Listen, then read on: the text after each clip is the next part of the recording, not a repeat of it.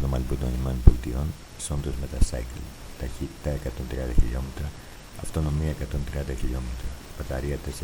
4.000 W, αποσπόμενη 24,5 κιλών, υποδύναμη 14,5 W, 72 V, με έξυπνη θήκη για φώτιση του κινητού, τιμή $5.000.